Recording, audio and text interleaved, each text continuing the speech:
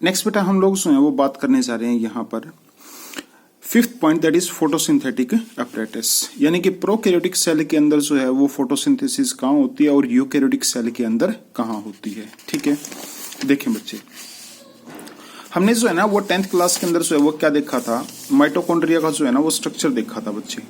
और माइटोकॉन्ड्रिया के अंदर बेसिकली था क्या कि यहाँ पर जो है ना these are the stack like structures which were present one over the other.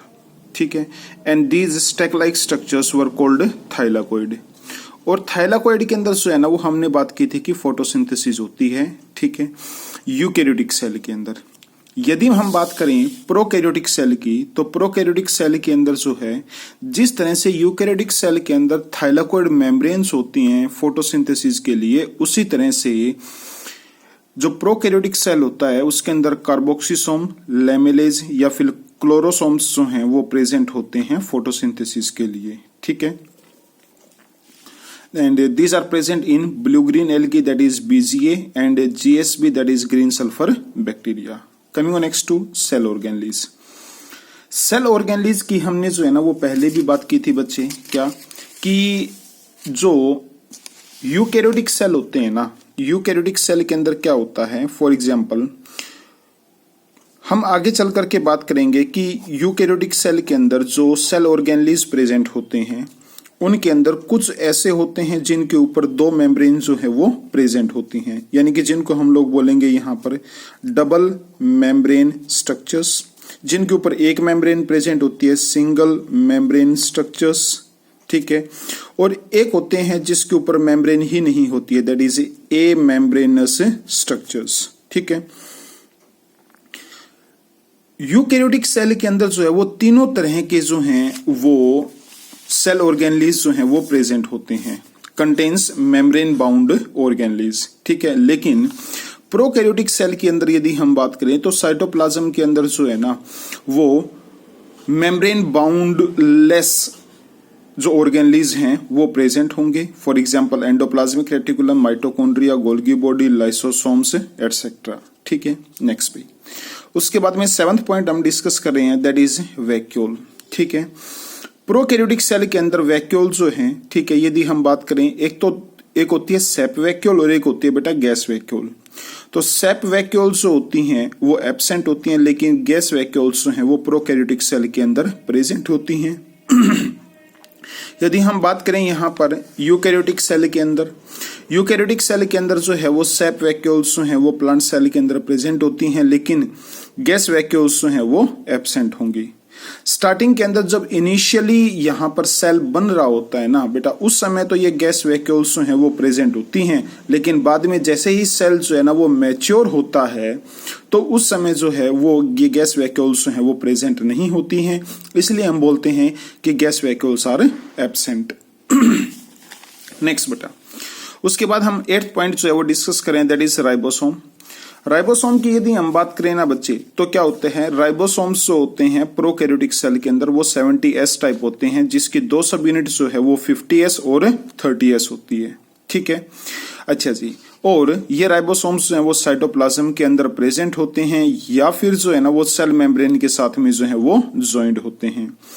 Ribosomes जो हैं वो अकर होते हैं in the form of polysomes, means they will remain united by the messenger RNA. ठीक है, mRNA मीन्स मैसेंजर आरएनए। मतलब क्या हुआ भाई आपके पास में, देखें बच्चे, 70S जो है वो राइबोसोम प्रोकैरियोटिक के अंदर प्रेजेंट है, 50S जो है वो सब यूनिट एक होती है और एक जो है वो 30S सब यूनिट होती है। ये जो है वो लार्जर सब यूनिट होती है, ये जो है वो स्मॉलर सब यूनिट होती है। आगे देखें भाई, ये आपके पास में जो है ना वो स्मॉलर सब यूनिट होती है। यहाँ पर हमें जो है ना वो 3 प्रोसेसेस जो हैं वो पहले डिस्कस करने की जरूरत है, और ये 3 प्रोसेसेस हैं क्या बच्चे, तो सुने भाई। सबसे पहली प्रोसेस है आपके पास में यहाँ पर, दैट इज रेप्लिकेशन। तो ये रेप्लिकेशन क्या होता है, रेप्लिकेशन होता है कि जब कभी भी क्या हो, डीएनए से, देखें भाई एक सेल है, ये 2 के अंदर जो है वो कन्वर्ट होता है, तो उस समय क्या होगा, यहाँ पर एक सेल जब ये 2 सेल के अंदर कन्वर्ट होता है तो इस सेल के अंदर जितने भी सेल ऑर्गेनलीज प्रेजेंट होती है ना वो 2-2 बनेंगी। उसके बाद में जो है वो उनमें से हाफ जो है ना वो आधी इसमें चले जाएंगी, आधी इसमें चले जाएंगी। फॉर एग्जाम्पल यदि 2 माइटोकॉन्ड्रिया बने हैं तो दो में से एक माइटोकॉन्ड्रिया यहाँ, एक यहाँ। राइबोसोम बने हैं, 2 बने हैं आपके पास में यहाँ पर, ठीक है। तो दैट इज एक जो है वो इसमें चला जाएगा, एक जो है वो इसमें चला जाएगा। तो ये होगा रेप्लिकेशन। रेप्लिकेशन होता क्या है बच्चे यहाँ पर, दैट इज डीएनए से डीएनए की कॉपी बनना, यानी कि डीएनए से डीएनए बनना, तो that is called as replication. उसके बाद में होता है एक that is transcription.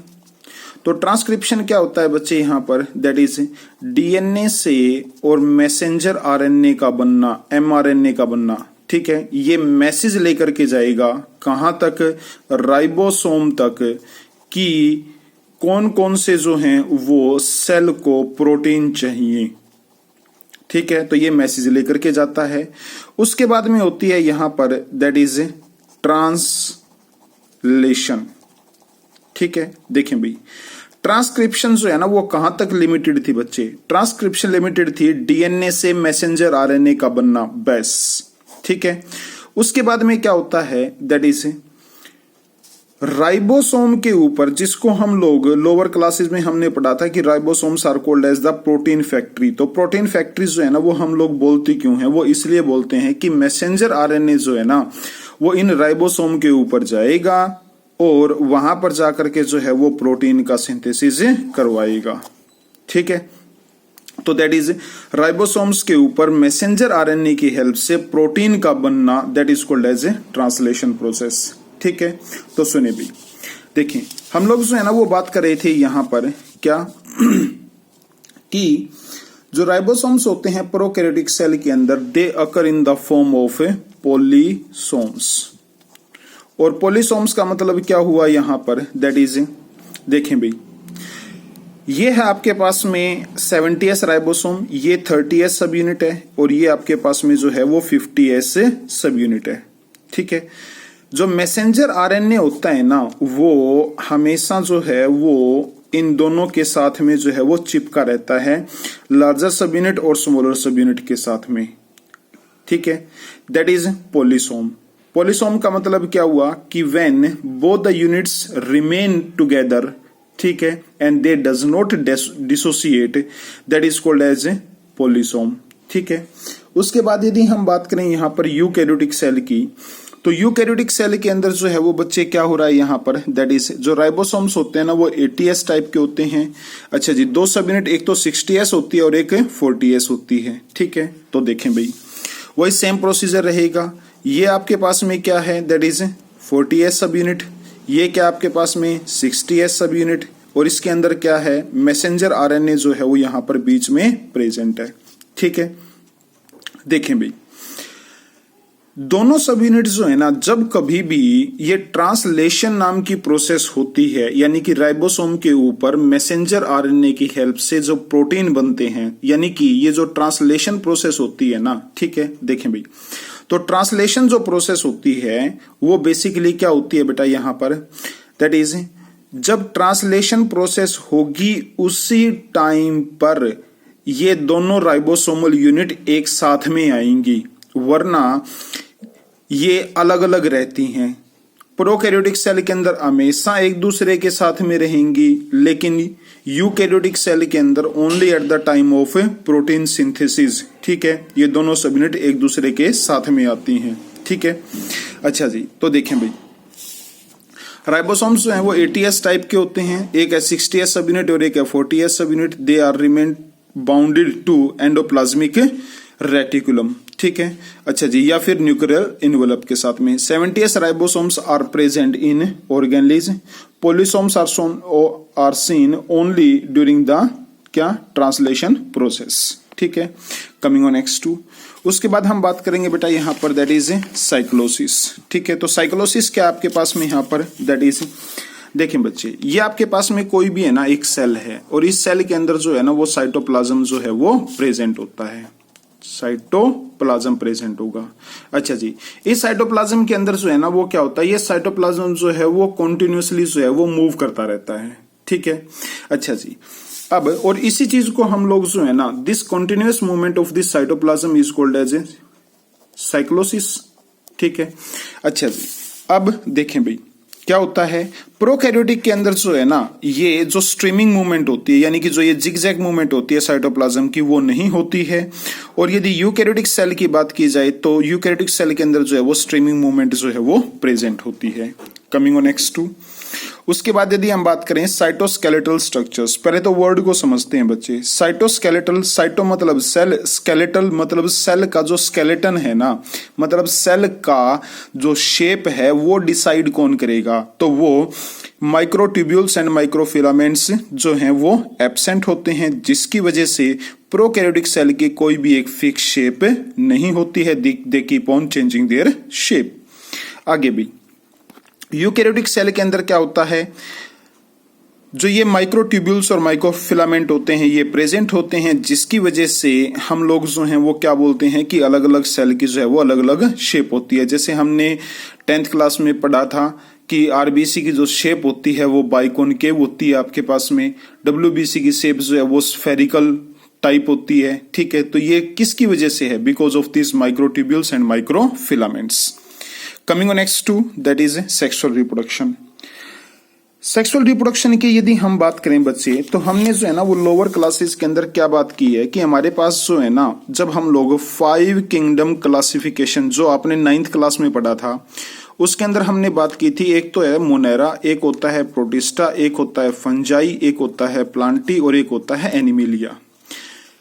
Kingdom Monera जो है ना वो क्या है, प्रोकैरियोटिक ऑर्गेनिज्म का है। और आपने जो है ना वो कहीं पर भी किंगडम मोनेरा के जो ऑर्गेनिजम्स होते हैं उनके अंदर सेक्सुअल रिप्रोडक्शन जो है वो नहीं पड़ा होगा, क्योंकि सेक्सुअल रिप्रोडक्शन जो है वो मोनेरेंस के अंदर होता ही नहीं है।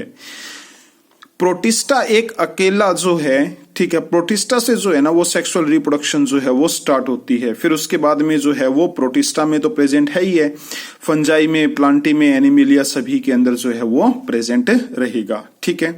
तो जो प्रोकैरियोटिक ऑर्गेनिजम्स होते हैं उनके अंदर सेक्सुअल रिप्रोडक्शन जो है वो एब्सेंट होती है, लेकिन कॉन्जुगेशन, ट्रांसडक्शन एंड ट्रांसफॉर्मेशन जो है वो इनके अंदर होती है। अब उसके बाद हम लोग जो है ना वो बच्चे बात करेंगे यहाँ पर क्या, दैट इज कॉन्जुगेशन क्या होती है। सुने भाई, ये आपके पास में कोई भी एक सेल है, ठीक है, इससे जो है ना वो रिप्रोडक्शन हो करके और एक जो है ना वो दूसरा सेल बना यहाँ पर अच्छा जी, क्या हुआ यहाँ, दैट इज इसके अंदर जो है ना वो दो ऑर्गेनलीज जो है वो बनेंगे, क्योंकि इसको रिप्रोडक्शन करनी है। माइटोकॉन्ड्रिया 2 बने, ठीक है, गोल्गी बॉडी जो है वो 2 बने। अच्छा जी, तो ये जो है ना वो सारे ऑर्गेनलीज 2 बनते हैं, और ये है आपके पास में बच्चे that is called as a conjugation tube, ठीक है। इस कॉन्जुगेशन ट्यूब की हेल्प से जो है वो ये वाले जो सब्सटेंसेस होते हैं ना वो कहां पर जाएंगे, वो इसके अंदर जाएंगे, ठीक है। अच्छा जी, तो दैट इज ए कॉन्जुगेशन, ठीक है। तो कॉन्जुगेशन का मतलब क्या होता है, that is transferring of its genetic material, ठीक है। अच्छा जी, थ्रू द कॉन्जुगेशन ट्यूब। अच्छा जी, आगे यदि उसके बाद हम बात करें तो यहां पर दैट इज ट्रांसडक्शन। ट्रांसडक्शन क्या होता है, ट्रांसडक्शन होता है ट्रांसफर ऑफ जेनेटिक मटेरियल, ठीक है, from one organism to another organism, ठीक है, is called as a transduction. Coming on next to, that is transformation. ये ट्रांसफॉर्मेशन क्या है बच्चे आपके पास, दैट इज, देखें भाई, किसी भी एक स्पीसीज के अंदर जो वेरिएंट्स प्रेजेंट होते हैं ना, ठीक है। अच्छा जी, तो एक वेरिएंट का दूसरे वेरिएंट के अंदर जेनेटिक मटेरियल का ट्रांसफर हो जाना, और उसकी वजह से ये वेरिएंट जो है ना वो क्या काम करेगा, वो इस सेल को भी अपने जैसा ही बना देता है, ठीक है। तो that is called as a transformation, ठीक है।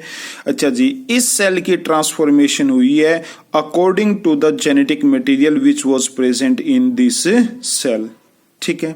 कमिंग ऑन नेक्स्ट टू, उसके बाद हम बात करते हैं बेटे यहाँ पर फ्लैजिला के ऊपर, ठीक है। अच्छा जी, फ्लैजेला यदि हम बात करें तो प्रोकैरियोटिक सेल के अंदर जो है ना वो फ्लैजेला, मैंने आपको बोला था कि स्टार्टिंग के अंदर जैसे ही जो है वो ऑर्गेनिजम्स आए थे तो उनके अंदर जो है ना वो पोडिया यानी कि पैर नाम की ऐसी कोई भी चीज प्रेजेंट नहीं थी। उनके अंदर जो है वो फ्लैजेला प्रेजेंट थे या सिलिया प्रेजेंट थे जिसकी हेल्प से वो जो है वो मूवमेंट करते थे। ठीक है, अच्छा जी, तो फ्लैजेला जो है ना वो प्रोकैरियोटिक ऑर्गेनिज्म के अंदर प्रेजेंट होंगे। अच्छा जी, और प्रेजेंट होंगे तो उनके अंदर जो है ना ये 9+2 का अरेंजमेंट जो है वो प्रेजेंट नहीं होता। मतलब क्या हुआ 9+2 अरेंजमेंट का? देखें भाई, ये आपके पास में है ना प्रोकैरियोटिक कोई भी जो है ना वो ऑर्गेनिज्म प्रेजेंट है इसके ऊपर ये थ्रेड लाइक स्ट्रक्चर्स जो है ना वो प्रेजेंट है which are called as a flagella. ठीक है, अच्छा जी, आगे बात करें हम लोग, क्या है ये 9 फ्लैजेला जो है ना वो एक साथ होते हैं और 2 फ्लैजेला जो है ना वो क्या होंगे आपके पास में एक साथ होंगे यदि मैं बात करूं तो यूकैरियोटिक सेल की। ठीक है, प्रोकैरियोटिक सेल के अंदर है ना ऐसा ये 9+2 का जो अरेंजमेंट है ना वो प्रेजेंट नहीं होता। ठीक है, और जो प्रोकैरियोटिक ऑर्गेनिज्म होते हैं ना उनके अंदर क्या होता है, जो ये फ्लैजेला होता है वो एक स्पेशल प्रोटीन से मिलकर के बना होता है and that protein is called as a flagellin protein. PMT के अंदर क्वेश्चन पूछा गया है ये वाला। उसके बाद में जो है वो यूकैरियोटिक सेल की बात करें तो फ्लैजेला जो है वो उसके अंदर 9+2 का जो है वो अरेंजमेंट होगा। ठीक है, साथ में जो है वो जो ये फ्लैजेला प्रोकैरियोटिक सेल के अंदर फ्लैजेलिन से मिलकर के बना था, यूकैरियोटिक सेल के अंदर जो है ये ट्यूबुलिन से मिलकर के बना होगा। ठीक है, दोनों के बीच में ये डिफरेंस है। नेक्स्ट, प्लाज्मिड एंड पिलाई। ठीक है, तो सबसे पहले हम देखते हैं बच्चे यहां पर क्या ये प्लाज्मिड होता क्या है। ठीक है, चलो भाई इसको जो है वो नेक्स्ट वीडियो के अंदर हम लोग डिस्कस करेंगे।